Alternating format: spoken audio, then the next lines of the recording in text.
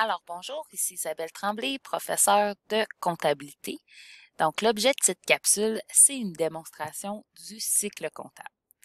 Donc, l'exemple qu'on a, c'est au départ une entreprise qui s'appelle Les Joyeux Lurons Incorporés.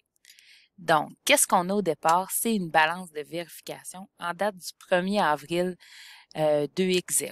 Donc, c'est la balance de vérification au début de notre exercice. Donc, ce qu'on a ici, c'est le nom des comptes. Donc, la caisse, client, fourniture de bureau, fournisseur, produits reçus d'avance, bénéfices non répartis et capital action avec les soldes. Okay? Donc, le solde des comptes. Donc, au moment où on a commencé notre exercice, ce sont les soldes que nous avions à notre compte. Donc, vous voyez ici, la caisse est à 350 au débit. Donc, si on mettait les comptes, chacun de ces comptes sur les comptes en T, on aurait la situation suivante. Donc, le compte de caisse est à 350 au débit. Le compte fournisseur est à 500 $ au crédit. Le compte client, 1200 au débit. Le compte fourniture de bureau, 400 $ au débit. Même chose pour le capital action et les bénéfices non répartis. Donc, mes débits sont égaux à mon crédit à l'ouverture. Donc, ma balance de vérification est en équilibre. Puis, si je regarde pour le total de mes actifs et des capitaux propres, donc le total de mes actifs qui sont les comptes ici, totalise 1950. Et même chose pour mes passifs et capitaux propres. Okay? Donc, mon équation comptable balance, ma balance de vérification et balance également. Donc, je peux maintenant commencer la comptabilisation. Donc, la première étape du cycle comptable, c'est la collecte d'informations. Donc, dans le cadre de ma situation ici, de ma démonstration, la collecte d'informations a déjà été faite. Donc, moi, ça se retrouve à être sous forme d'énoncé. La deuxième étape, c'est l'enregistrement des transactions. Normalement, quand on va faire l'enregistrement en réalité, on va faire l'enregistrement dans les journaux, donc soit au journal général ou dans l'un des journaux auxiliaires. Dans cet exemple-là, on va le faire dans les comptes en T. Okay? Donc, on va utiliser les comptes en T pour bien comprendre l'écriture. Okay? Également pour se familiariser avec la notion de débit et crédit. Donc, la première écriture que j'ai ici, ça dit la réception et encaissement d'un chèque de 300 $ suite au recouvrement d'un compte client. Donc, qu'est-ce que ça veut dire? Ça veut dire que j'ai reçu un chèque de 300 $ d'un client qui a voulu régler son compte. Okay? Donc, il a voulu régler le solde de son compte. Donc, si on regarde ici mon compte de caisse, okay? Donc j'ai le premier 350 $ ici, qui, rappelez-vous, est mon solde d'ouverture. Donc, en date du 1er avril. Donc, j'ai reçu un chèque de 300 $. Donc, ce chèque-là vient augmenter ma caisse. Donc, la caisse est un compte d'actifs. Les actifs augmentent au débit. Donc, je viens débiter mon compte de caisse. Okay? Donc, j'ai le 300 $ ici.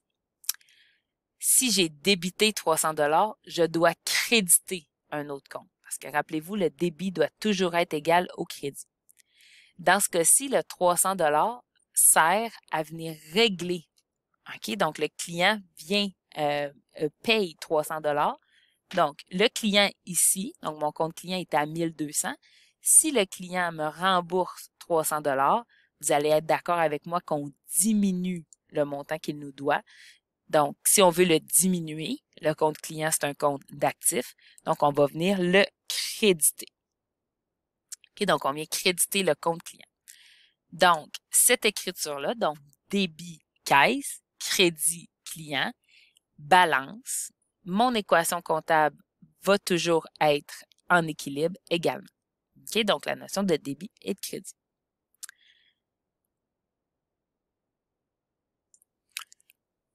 Maintenant, pour la deuxième écriture, donc en date du 4 avril, ça dit paiement d'un montant de 300 $ par virement bancaire pour une facture non payée de mars. OK, donc ici, donc j'ai payé 300 $, donc ma caisse a diminué. OK, donc ici, ma caisse a diminué. Pourquoi elle est au crédit? Parce que c'est un compte d'actifs et les actifs diminuent au crédit. OK? Donc, je crédite mon compte de caisse. Ce montant-là m'a permis de régler une facture de mars. Donc, ce que ça veut dire, c'est que j'avais un montant à payer au début avril et je viens de payer ce montant-là. Donc, vous voyez ici, quand j'ai commencé mon mois, j'avais un 500 $ de compte fournisseur. Puis là, je viens de payer 300 $.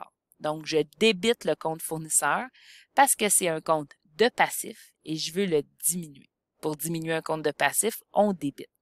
Donc, cette écriture-là, mon débit est égal à mon crédit. Donc, j'ai débité mes fournisseurs et j'ai crédité le compte de caisse. Okay? Donc, mon écriture balance, le débit est égal à mon crédit et l'équation comptable est toujours en équilibre. La troisième écriture, émission d'une facture de 300 $ pour les services rendus par l'équipe d'animation pendant la journée. Donc, j'ai émis une facture de 300 $ parce que j'ai rendu des services. OK? Donc, ici, fait à noter important, c'est qu'on n'a pas payé la facture. OK? On a simplement préparé la facture, mais on n'a pas reçu de paiement. Donc, si j'ai rendu des services, je vais comptabiliser mon produit. OK? Donc, je vais venir comptabiliser dans mes comptes le service que j'ai rendu. Les comptes que j'ai ici, rappelez-vous, ce sont les comptes de bilan. Donc, ce seront les comptes permanents. Maintenant, quand je veux venir comptabiliser les services rendus, je veux venir comptabiliser les produits que j'ai rendus. Donc, je veux venir comptabiliser les services. Donc, je vais utiliser mon compte de service d'animation, qui est un compte de produits. OK? Donc, c'est un compte de produits. Donc, c'est un compte de résultats. OK? Il fait partie des comptes temporaires. Donc, je vais venir comptabiliser mon service d'animation. Donc, ici, à 300 $. Comme je n'ai pas reçu le paiement, okay, ça va être un équivalent d'un service rendu à crédit. Donc, je vais venir augmenter mes comptes clients. Donc, c'est un montant à recevoir. Donc, j'ai rendu un service de 300 $. Le client ne m'a pas payé, donc il me doit 300 $ de plus. Le compte client, c'est un actif. Les actifs augmentent au débit. Donc, je débite mon compte client de 300 et je crédite mon service d'animation rendu de 300. Le lien entre le service d'animation et l'équation comptable, le service d'animation est en lien avec les bénéfices non répartis. Okay? Donc, en augmentant mes produits, j'augmente mon bénéfice net, donc j'augmente par ricochet mes bénéfices non répartis. Donc, ça va venir augmenter par ricochet mes capitaux propres.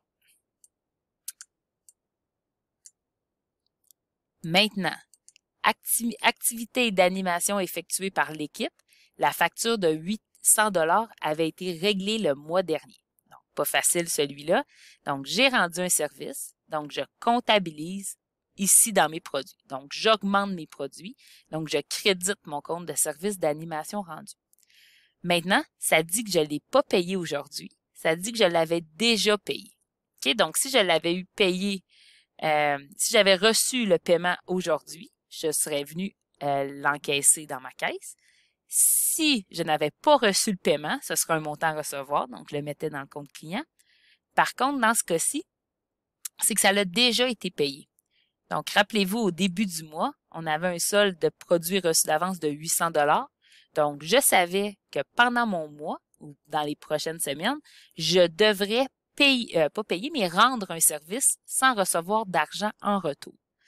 OK? Donc, c'était un produit reçu d'avance. Donc, c'est le montant de 800 $. Le compte produit reçu d'avance, c'est un compte de passif.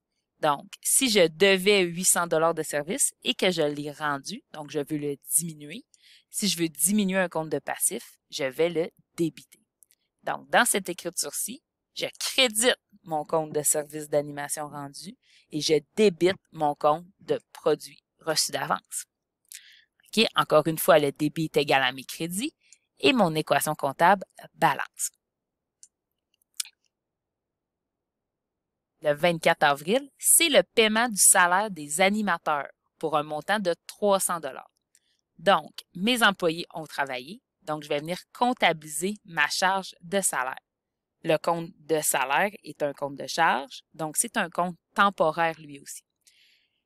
Quand je comptabilise une charge, ça diminue mon bénéfice net, Donc, éventuellement, ça va venir diminuer mes bénéfices non répartis. Donc, mon compte de salaire a un impact sur les capitaux propres. Donc, je débite mon compte de salaire et comme je l'ai payé, donc je vais venir diminuer ma caisse. Si je veux diminuer ma caisse parce que j'ai fait un paiement, je vais venir la créditer parce que le compte de caisse est un actif, puis les actifs diminuent au crédit.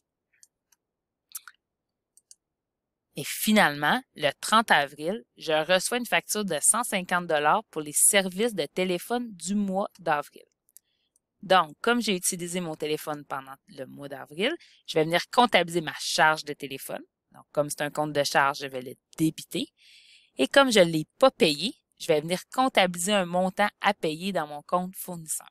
Donc, je débite ma charge et je crédite le compte de fournisseur. Donc, les débits sont égaux à mon crédit et mon équation comptable balance. Ici. Donc, à la fin de cette comptabilisation-là, j'ai vu en fait la comptabilisation des transactions dans les contentés, la notion de débit et de crédit.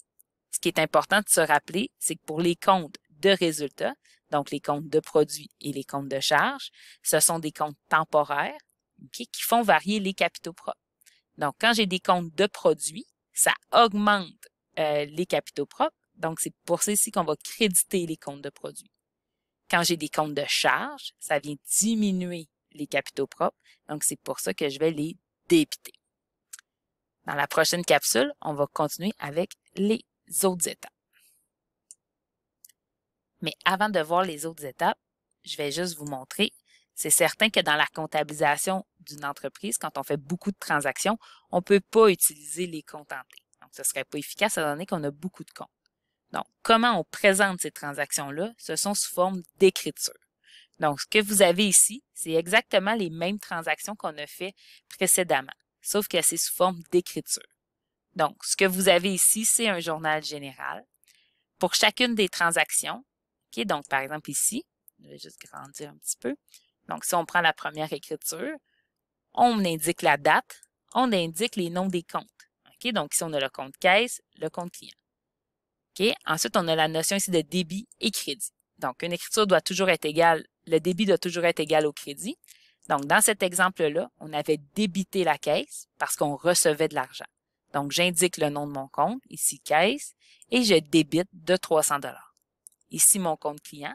Donc, je vais venir utiliser mon compte client que je vais créditer de 300 $. Donc, débit, crédit. Ensuite, j'indique le libellé, qui est en fait l'explication de l'écriture que je viens de faire. Donc, dans ce cas-ci, c'est la réception et l'encaissement d'un chèque de 300 $ suite au recouvrement d'un compte client. Donc, c'est ce qui conclut la démonstration de l'étape 2 de l'enregistrement des transactions dans les livres au journal général. On a commencé par le faire par les contentés, juste pour bien illustrer le fonctionnement du débit et des crédits.